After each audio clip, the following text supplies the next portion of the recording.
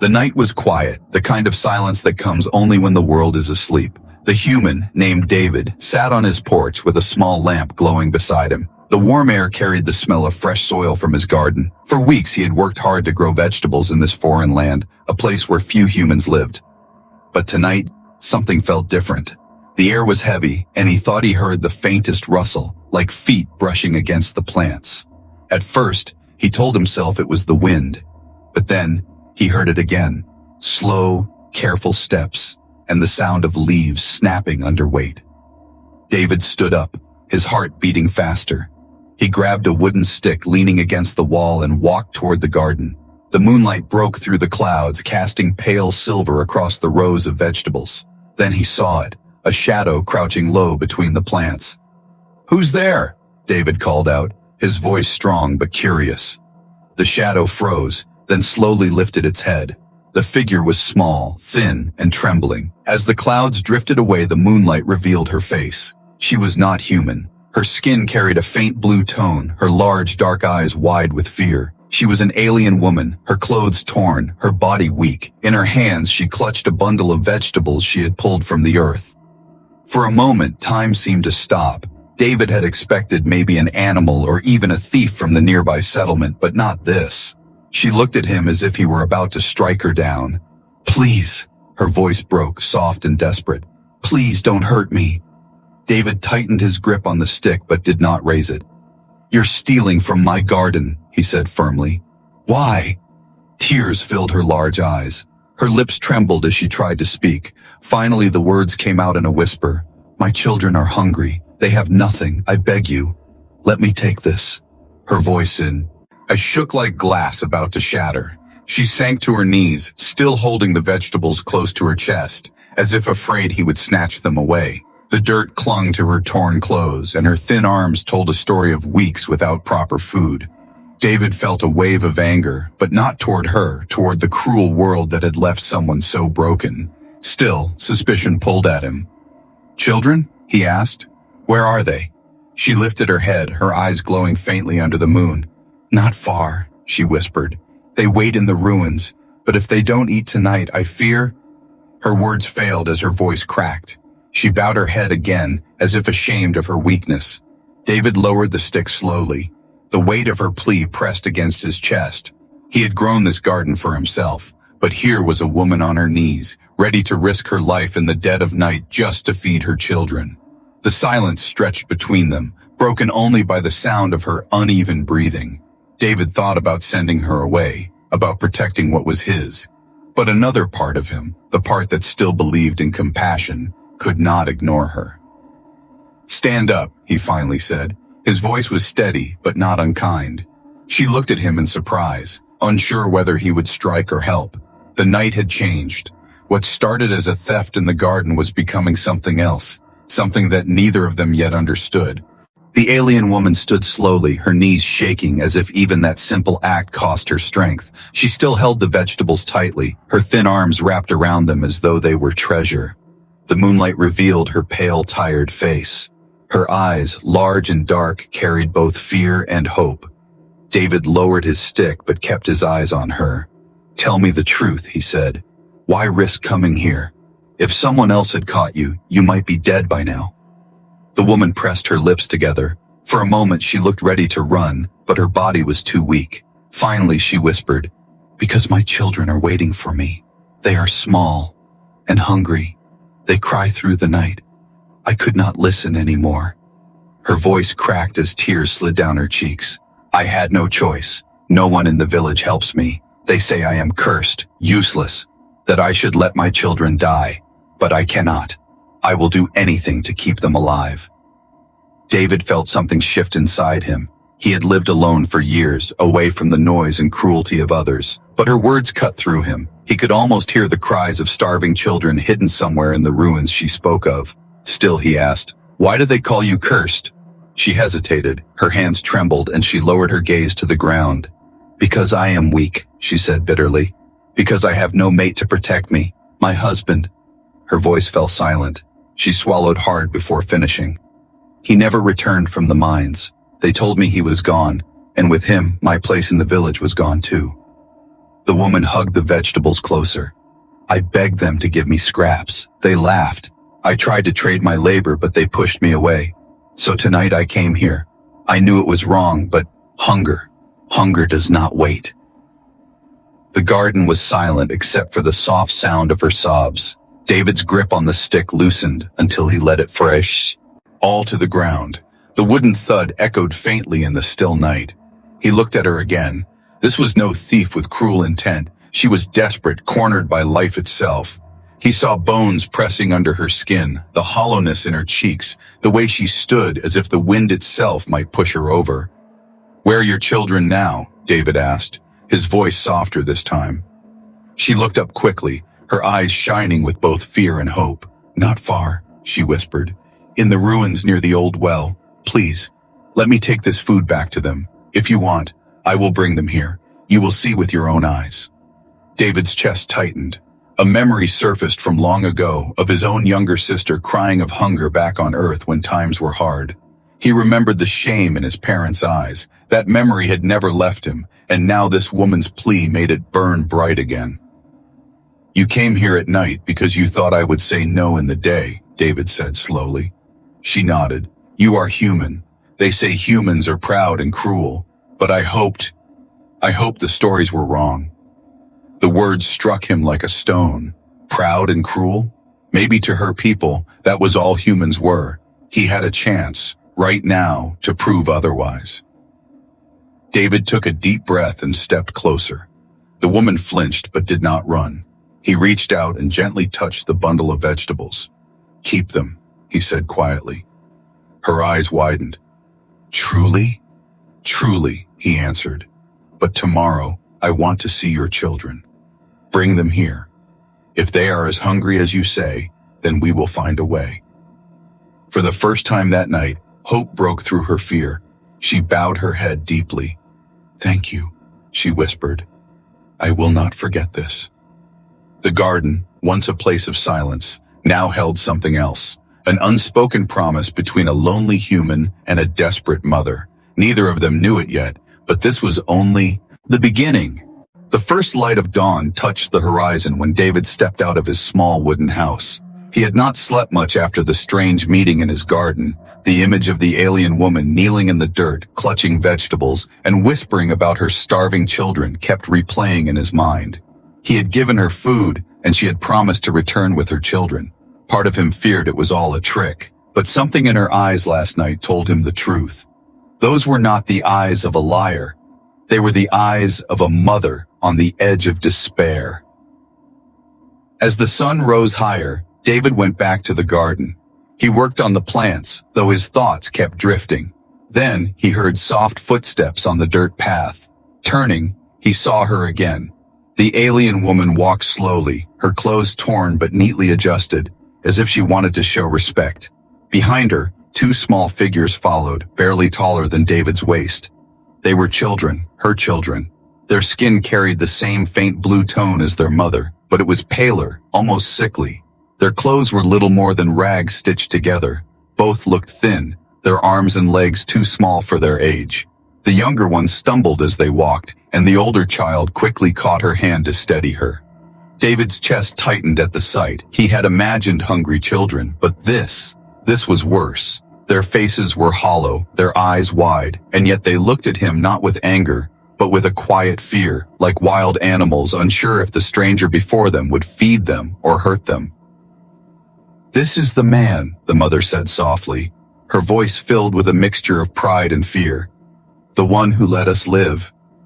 The older child, a girl, bowed her head slightly. "Thank you," she whispered, her voice faint but clear. The younger one, a boy no older than 5, simply clutched the bundle of vegetables his mother carried. His little fingers gripped it as though it was the only thing keeping him alive. David knelt down to their level. "What are your names?" he asked gently. The girl hesitated, then said, "My name is Lyra. This is my brother, Soren." David nodded. "Lyra, Soren, you're safe here." The boy stared at him with wide eyes, then hid behind his sister's leg.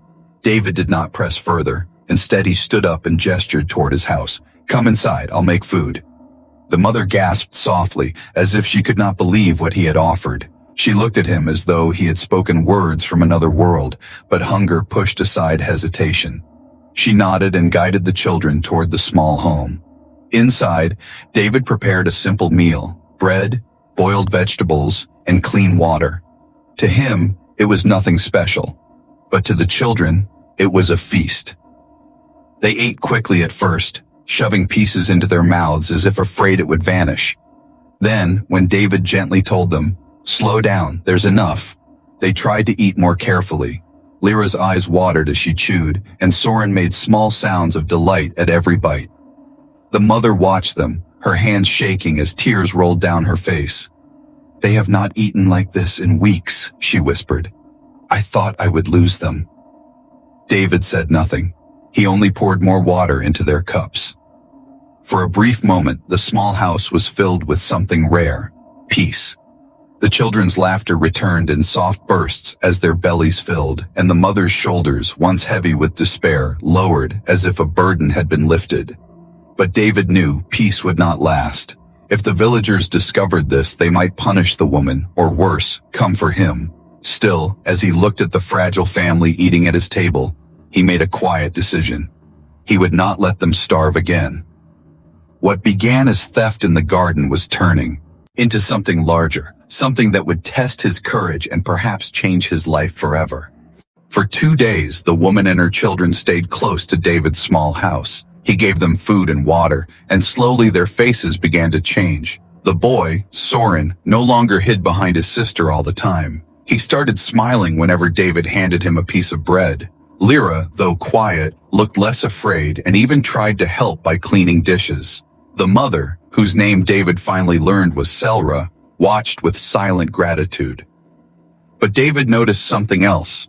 Each night, Selra's eyes shifted nervously toward the distant hills where dim lights glowed. That was where her village lay.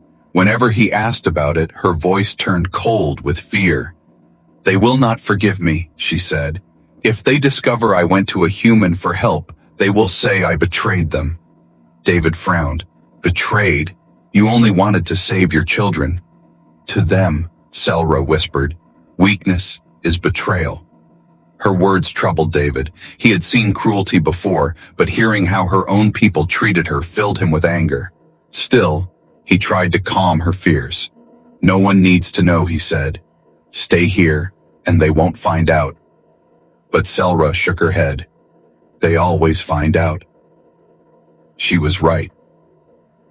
On the third morning, David went to his garden and noticed fresh footprints in the soil, large, heavy, and not his own. Someone had been there. The vegetables were untouched, but the signs were clear. Someone had come searching. Later that day, while Lyra and Soren played quietly near the porch, Selra froze. Her sharp ears caught a distant sound. Voices. David followed her gaze toward the path leading from the hills. A group of figures was approaching. Even from afar, their movements were hard and full of purpose. "Villagers," Selra whispered, her face pale. She pulled her children close, her body trembling. David's stomach tightened. He could already sense the hostility in their posture. He told Elra to take the children inside. She obeyed quickly, though the fear in her eyes showed she expected the worst. The group stopped at the edge of the garden. There were 5 of them, armed with crude spears and sharp farming tools. Their leader, a tall alien with rough gray skin, stepped forward. His eyes narrowed as he looked at David. "So it's true," the man sneered. "The human hides our outcast." David stood tall, though his heart pounded. "She came here for food," he said. "She and her children were starving. I helped them, that's all." The leader's lips curled into a bitter smile. "Help? You shame her more. She is a burden. Weak ones have no place in our village. If they cannot survive on their own, then let them die." Anger burned inside David. He stepped forward. "She is a mother. Her children are alive because she fought for them. That is not weakness. That is strength." The leader's face hardened. The others behind him muttered in agreement with their chief, their eyes filled with disdain. One spat on the ground. "Human words," he said, "soft and useless." Inside the house, Selra clutched her children close. Lyra peeked through the cracks of the door, her small hands shaking. She could hear every word, and her heart filled with dread. The leader raised his spear and pointed it toward the house. "Give them back to us," he ordered. "They will be dealt with. If you resist, human, you will share their fate." David's grip tightened around the wooden stick he kept at his side. He knew the danger was real. These villagers would not hesitate to harm him, or worse, drag Selra and her children away. But as the silence stretched, David felt something unshakable rise inside him. He looked at the armed villagers and said firmly, "If you want them, you will have to go through me." The wind fell quiet. Even the children inside stopped breathing for a moment. The pihat at the head was dangerous, but David had made his choice. This was no longer just about food. It was about standing against cruelty, no matter where it came from. The standoff with the villagers left the air heavy with tension. They had left with threats on their lips, but David knew they would return. Still, for now, silence filled the land again. Selra and her children came out of the house once the last shadow of the villagers had disappeared over the hill. Her face was pale, her eyes wide with fear. "They will come back," she whispered. "They never forgive." David nodded slowly. "I know," he said. "But tonight, you and the children will not go hungry." Selra blinked at him, as if she could not believe his calmness. Then she lowered her head, holding Soren's hand tightly. "Why?" she asked softly. "Why are you helping us, when even my own people would not?" David looked at her children. Lyra stood close to her mother, her thin fingers clutching the edge of Selra's torn dress. Soren peeked up at David with wide, curious eyes, too innocent to understand the danger around him. David's chest tightened. "Because no child should starve," he said simply. That evening, David gathered what food he had. He cut vegetables from his garden, baked bread with his last bit of flour, and boiled water with herbs to make a simple soup. It was not much, but the small wooden table inside his house had never looked so alive. The steam rose, carrying the smell of warmth and comfort. Selra's children stared at the food with wide eyes. Their stomachs growled, and they glanced nervously at their mother, as if waiting for her permission. Selra gave a small nod, her voice trembling. "Go on, eat." The children did not need to be told twice. They sat on the floor and began eating with quiet eagerness. Soren took a bite of bread and made a small sound of joy, his face lighting up as if he had discovered treasure. Lyra, though older, could not hide her delight either. She ate slowly, savoring every bite, but her eyes kept watering as she chewed. Dee sat across from them, watching in silence. Selra did not touch the food at first. Instead, she watched her children, tears filling her eyes. "For days, I listened to their cries," she whispered. "I told them I would find something, but each night I returned with nothing. Now..." Her voice broke, and she covered her face with her hands. David gently pushed a bowl of soup toward her. "Now you eat too," he said firmly. Selra looked at the bowl as though it was forbidden, then slowly lifted it to her lips. The warm taste filled her mouth, and for the first time in weeks her body relaxed. A soft sob escaped her throat as she placed the bowl down. "I had forgotten what it feels like to be full," she admitted. The small house echoed with the quiet sounds of eating, and slowly, laughter. Soren giggled when David offered him more bread, and Lyra whispered a shy "thank you" as she cleaned her bowl. For a short while, the fear of the village disappeared. David leaned back in his chair, feeling something stir in his heart. He had lived alone for so long, his house silent except for the sound of wind. Now, in that same house, there was warmth, children's voices, the sound of life returning. When the meal was done, Selra looked at David with shining eyes. "You do not know what you have given us," she said. "Not only food, but hope." David shook his head. "It's nothing." But Selra reached across the table and placed her hand gently on his. Her touch was light, hesitant, but filled with meaning. "It is everything," she whispered. The moment lingered, fragile yet powerful. Outside, the night deepened, and danger still waited in the hills. But inside, around that simple meal, a bond was forming, one that neither hunger nor hatred could easily break. For a few days, peace rested over David's small home. Selra and her children stayed close, helping him in small ways. Lyra fetched water from the well, careful not to spill a drop. Soren followed David around the garden, asking curious questions in his soft, innocent voice. Selra cleaned and mended what little she could, her hands no longer trembling every hour. But behind her tired smile, fear never left her eyes. Each time the wind carried distant voices, she stiffened. Each time shadows moved on the hills, she pulled her children closer. Her fear was right. On the 5th morning, David stepped outside to gather wood. That was when he saw them, figures moving down the hill, more than before, 10, maybe 12, carrying spears, torches, and anger in their eyes. "Selra!" he shouted, rushing back inside. "Take the children! Stay low!" Selra's face went pale. She grabbed Lyra and Soren, holding them tight.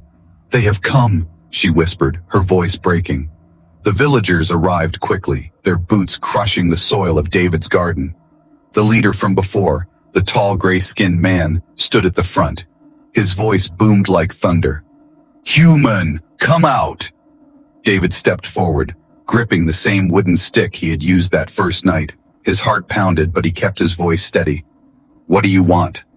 "You know what we want," the leader growled. He raised his spear and pointed at David's house. "The outcast, the cursed woman, her brats, they do not belong here. Give them to us." "No," David said firmly. "They stay." A ripple of anger passed through the group. Some shouted, others spat. The leader's eyes burned with rage. "You dare defy us? A human? This is not your land." David's jaw tightened. "And yet, here I stand. I will not hand them over to die." Inside, Selra clutched her children, tears streaming down her cheeks. She wanted to run, to hide, but he knew there was nowhere left to go. She could only listen as the man who had fed her children now stood alone against her own people. The leader snarled, "Then you are no better than she is. You protect the weak. You shame yourself." He raised his spear high. "We will take them, and your life if you resist." The villagers surged forward a step, their torches blazing, their spears glinting. David's grip on his stick tightened. He had fought before, long ago, but never like this, never against an entire group. But then he spoke, his voice sharp and clear. "Strength is not leaving children to starve. Strength is not mocking a mother who suffers.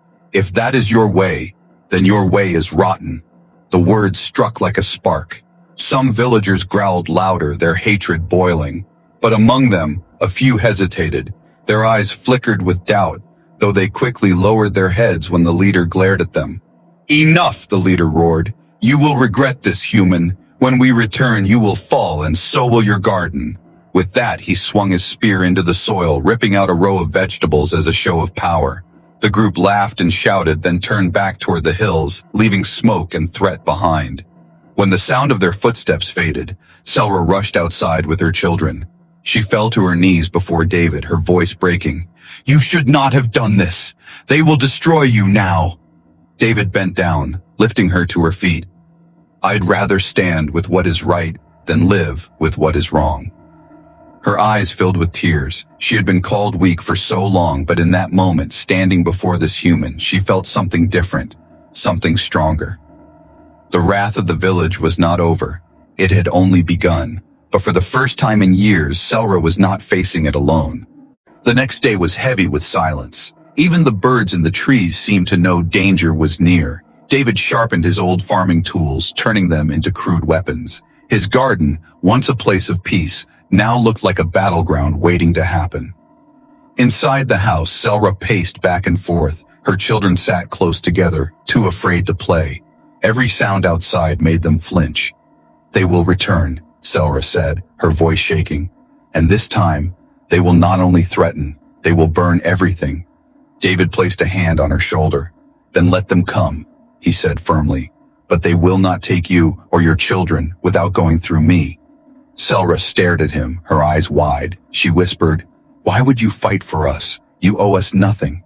David met her gaze.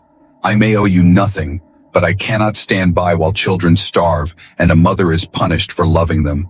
That is not who I am." Before Selra could answer, a horn sounded in the distance. It was long and harsh, echoing from the hills. The children covered their ears and Selra's face turned pale. "They are calling the village," she whispered. "They are gathering." Moments later, the villagers appeared, more than before.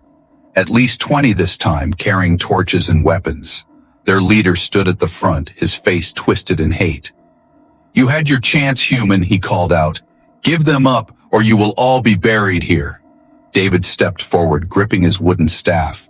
He felt his heart pound, but his voice stayed calm. "You call her weak. You call her cursed. But I see more courage in her than in all of you. She fights for her children, while you fight only to destroy." The villagers roared with anger. Some raised their torches high, shouting curses. The leader's voice boomed above them. "You dare shame us? You, a human? Then die with your outcast." The mob surged forward. David planted his feet in the dirt. He swung his staff with force, striking the first attacker's weapon away. The second man lunged, but David shoved him back with the strength of someone who had worked the land with his own hands.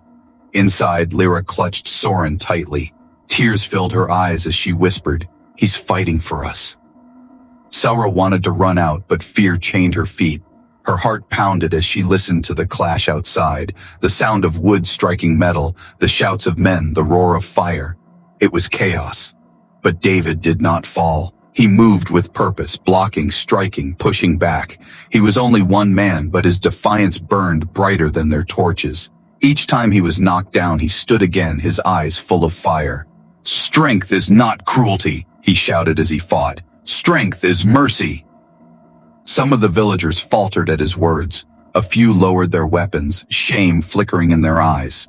They looked at Selra's children peeking through the cracks of the door, their small, frightened faces. The doubt grew heavier in their hearts, but the leader saw it and roared in fury. "Do not listen to him. He is human. He lies." He raised his spear and charged at David. David barely blocked the blow. The impact sent pain shooting through his arms, but he held his ground.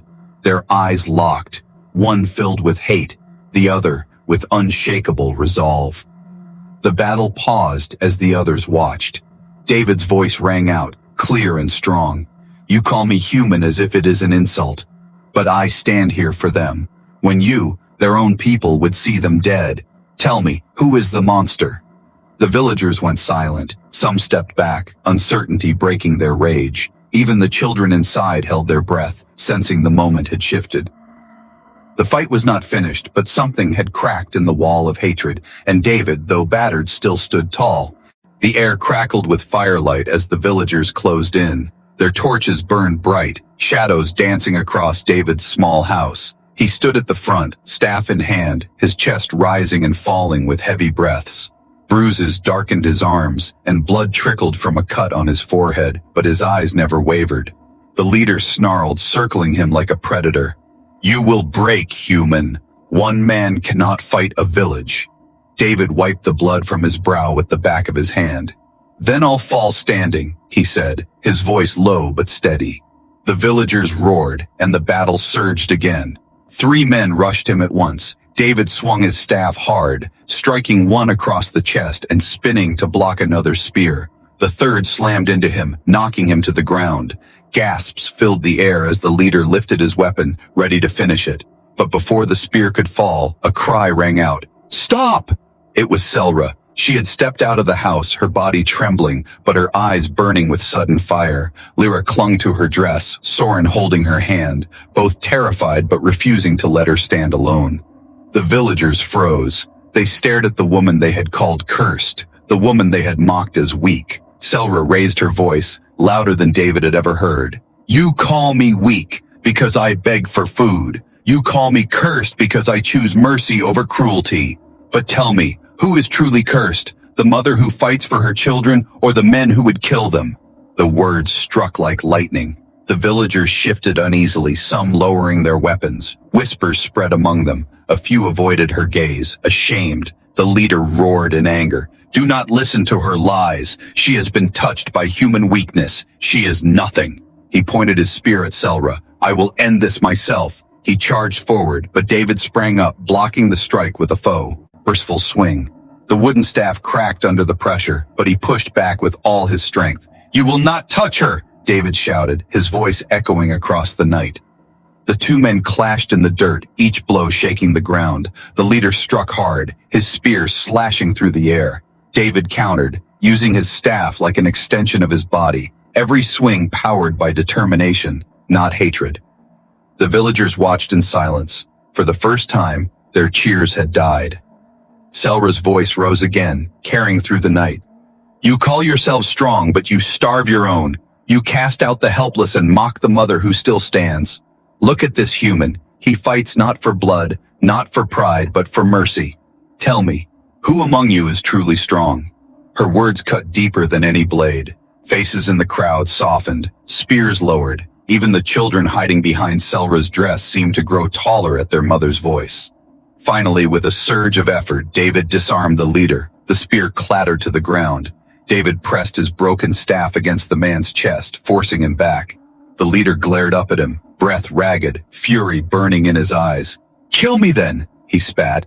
But David shook his head. His voice was calm, unshakable. No, I will not become what you are. Mercy is stronger than hate. The silence that followed was heavy. The villagers stared, stunned. Their leader lay defeated, yet alive. The human had won not by cruelty, but by refusing it. Selra stepped forward, standing beside David. For the first time, her head was not bowed. She looked at her people, her voice clear. If weakness is mercy, then I choose it, and I will never be ashamed again. The crowd did not cheer, but neither did they attack. Something had shifted. Hatred had met defiance, and mercy had stood unbroken. The fight was over, but the change had only been Egan. The night was quiet again, but it was not the same silence as before. The villagers stood frozen, their torches flickering in the cool wind. Their leader lay in the dirt, his spear tossed aside, his chest rising and falling with heavy breaths. David stood over him, bruised and bloodied, his broken staff still in hand. Beside him, Selra stood tall, her children clutching her dress but watching with wide eyes. For a long moment, no one spoke. The fire crackled, the garden swayed in the wind, and the weight of choice pressed down on everyone present. Finally, an older villager stepped forward. His skin was wrinkled, his eyes tired but not cruel. He looked at Selra, then at David, then at the children. His voice was rough but steady. He is right, the old man said, pointing toward David. We call ourselves strong, but what kind of strength casts children out to starve? What kind of strength mocks a mother for surviving? Murmurs spread through the crowd. A woman lowered her torch, shame in her eyes. Another dropped her weapon altogether. Soon more voices whispered, uncertain but growing louder. The leader pushed himself up from the ground, his face burning with rage. Traitors, he spat. Do not listen to him or to her. Mercy is weakness. It will destroy us all.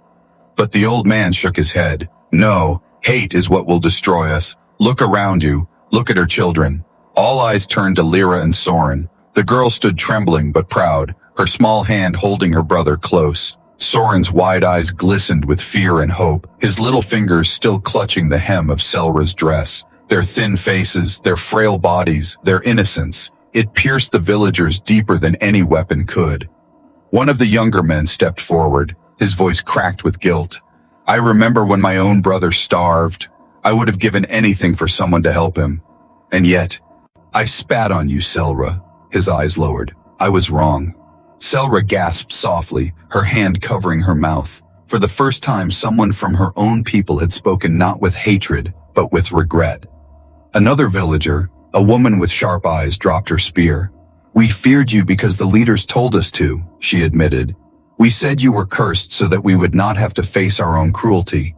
But tonight, I see the truth. The leader roared, his face red with fury. Cowards, all of you! You let a human shame you!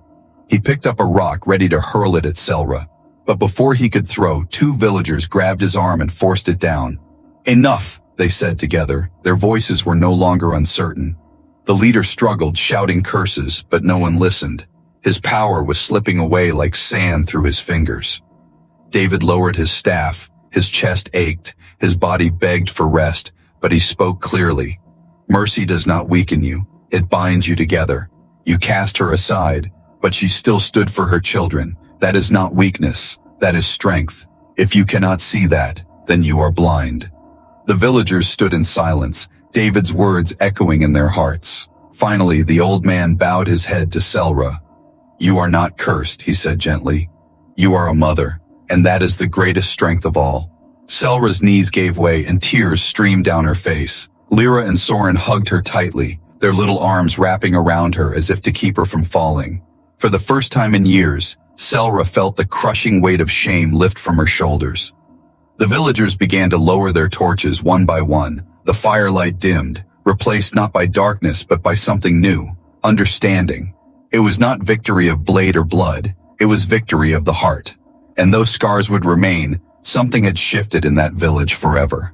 The torches dimmed one by one, their flames hissing in the cool night air. The villagers who had come with rage and fire now stood quiet, their weapons lowered. The leader still struggled in the dirt, but no one rushed to help him. His shouts of anger carried no weight anymore. His voice was the sound of a past that no longer held power. David let out a slow breath, his body aching. He leaned on what remained of his broken staff and looked at Selra. She was on her knees, her children wrapped around her, tears streaming down her cheeks. But this time, they were not tears of shame, they were tears of release. The old villager who had spoken earlier walked closer. His steps were heavy, but his eyes were softer now. He looked at Selra with regret. We wronged you, he said. For too long we let fear guide us. Tonight, a human reminded us what strength truly is, not in cruelty, but in kindness. Selra's lips trembled as she whispered, I asked only for food. I asked only for my children to live. The old man bowed his head. And you shall have more than food. From this day, you and your children will not be outcasts. You will not be cursed. You are one of us again, if you will have us. The crowd murmured in agreement. Spears were dropped into the dirt, torches snuffed out. The tide had turned completely. Selra looked up, stunned. She had dreamed of acceptance but had never dared believe it possible. She turned her eyes toward David, her voice shaking. This happened because of you. David shook his head. No, it happened because you never stopped fighting for your children. I only stood beside you. Lyra, still holding her brother's hand, looked at David with wide, glowing eyes. Does this mean you will stay with us? She asked quietly. David's chest tightened. For so long he had lived alone, working his garden in silence. He had thought that was his fate, to survive, but never belong. Now, two children looked at him as if he was the sun itself. Their mother looked at him as if he was the anchor holding her world together. He knelt down, placing a hand on each child's shoulder. If you'll have me, he said softly, then yes, I will stay. Soren's face lit up, and he threw his small arms around David's neck. Then you are our family now, he cried with childlike joy. Selra's hands covered her mouth, her eyes shining. Slowly she reached out, placing her hand on David's shoulder. The touch was no longer hesitant. It was steady, certain. You gave us more than food, she whispered.